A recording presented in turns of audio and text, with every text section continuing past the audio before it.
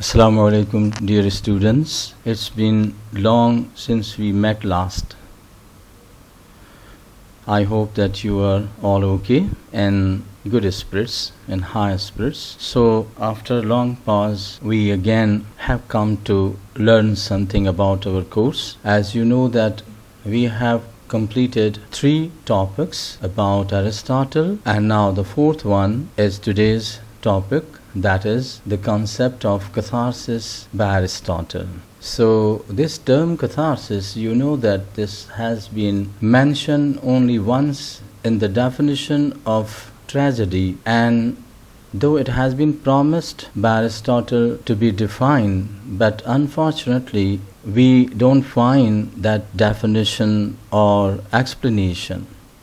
So in the absence of that definition, there have come up many interpretations and definitions by different critics and experts in classical literature. Yet we would try to understand the term in the actual sense, the real sense it might have been used or exploited by Aristotle. So before we go to understand Aristotle's concept of catharsis, we need to have a glance at the term defined by some later critic. So first of all, John Morley, he describes catharsis as a grotesque monument of sterility. He means to say that this term is totally vogue, having no meaning, no result at all.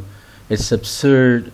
All absurdity we find through this term. So he totally rejects this term to make any meaning. Okay, and we have another critic, Stephen Halliwell, who interprets catharsis, teaches us the best way to curb and control those emotions that cause us suffering. So this is a positive connotation, positive side that Stephen finds a lot of stuff and meaning in this term, and this can be used as a tool to control and curb our excess emotions like pity, fear, repentance, or revenge, or such like emotions which are negative and which can trouble our soul and which can bring about a very negative effect on our body too.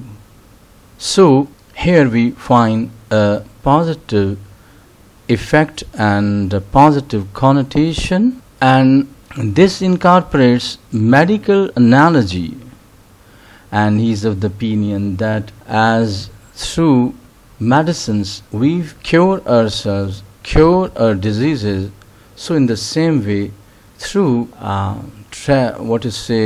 catharsis, that is the actual function of tragedy, drama, we can also cure both our soul and body. Another scholar says every variety of moral, aesthetic and therapeutic effect has been subsumed under this word throughout all ages.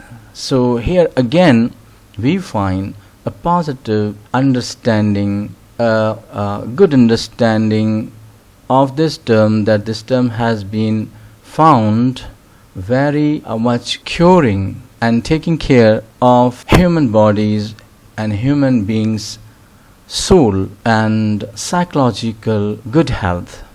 In the words of Milton, a great poet, he says it serves to temper and reduce the patient to just measure.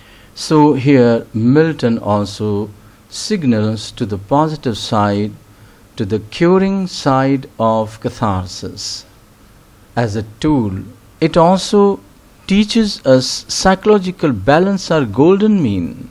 So it is the best tool to balance between the normal and abnormal emotions of human beings.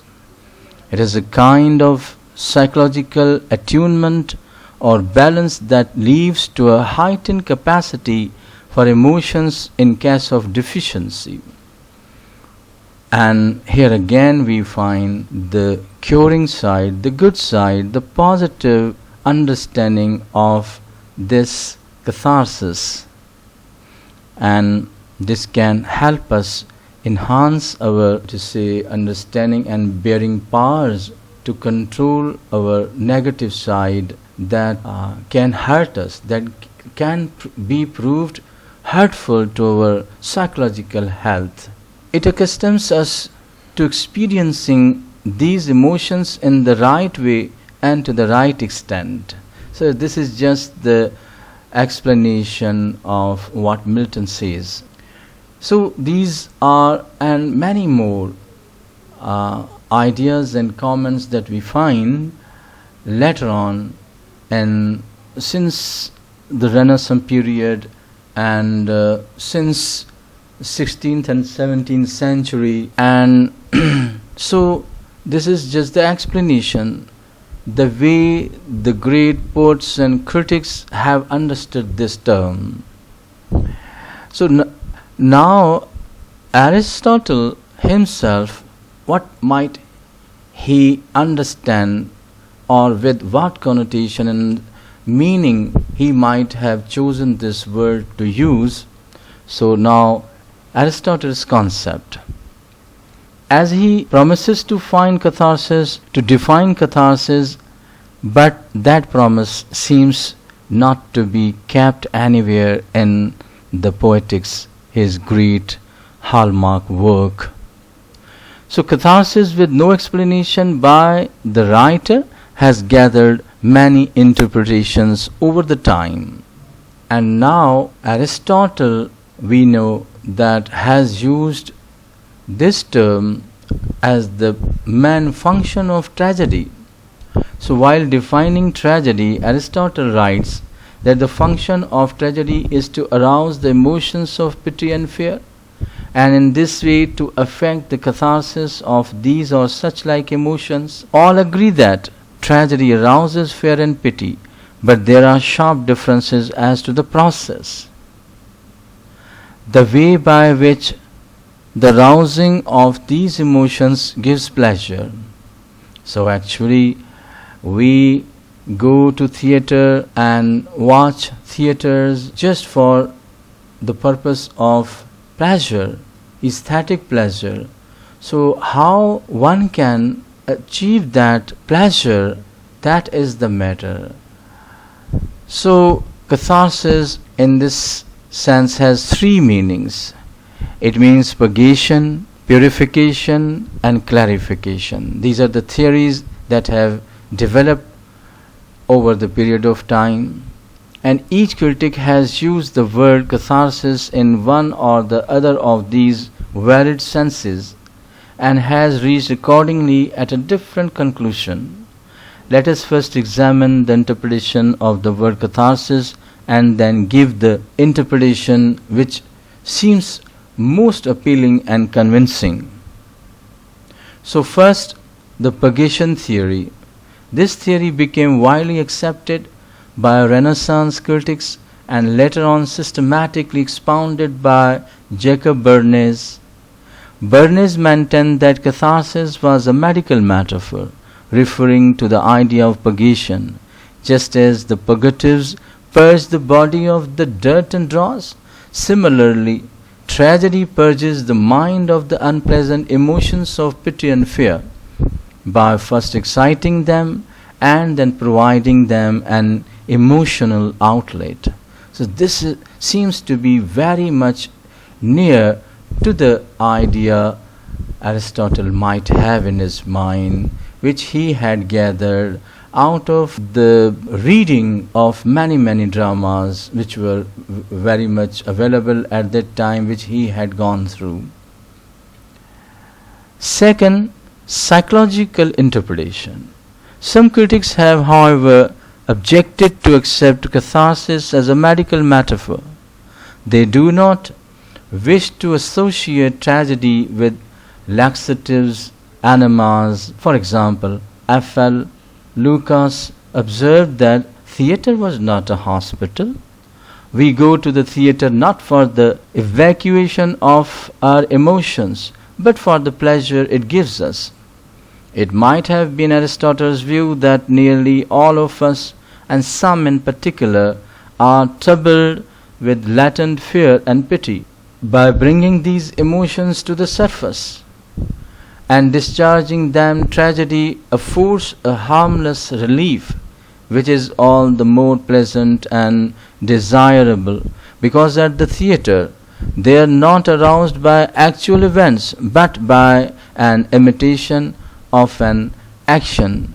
So in this it seems as if the tragedy or drama has been found the safest way to give vent to our bottled up emotions and passions which always trouble us psychologically, and sometimes they may burst out and prove very fatal to our psychological health and may turn person who is going through this experience mad or abnormal. And now the third interpretation, that is ethical interpretation. The ethical interpretation is that the tragic process is a kind of elevation of the soul, an inner illumination resulting in a more balanced attitude to life and its suffering. So tragedy makes us realize that the divine law operates in the universe, shaping everything for the best. As the saying goes, what happens, happens for the best. So here again we find another aspect, another angle from which this term catharsis has been seen and understood. And the fourth one is clarification theory. So here catharsis means clarification of the essential and universal significance of the incidents depicted, leading to an enhanced understanding of the universal law which governs human life and destiny. So here the critics or the critic thinks that when we look life enacted on the stage where such stories are depicted and acted which have universal element, which have got very general aspects of life, that where we the ongoer, the person who is watching tragedy can connect himself, can identify himself with what is happening on the stage. And when we find such patience and emotions being enacted on the stage, that can help us understand our emotions, our problems, and we can find relief that this is something that has been in action, that has been happening to the world. I am not only the one with whom this mishap has happened, and this is something common and general.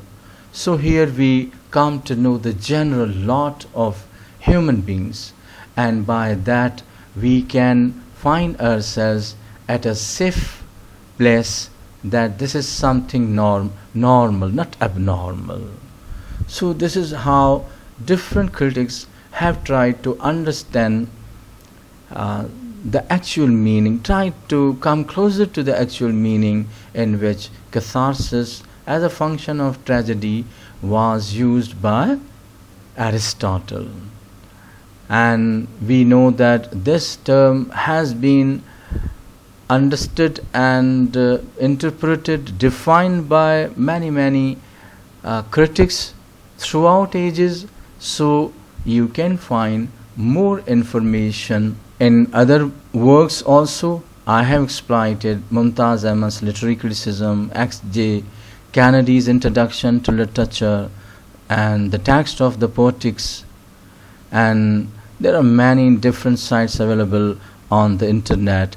I suggest you to go to internet, to go to different writers for more and clear concept of catharsis. I hope you might have understood and the things might have come clear to you. Thank you.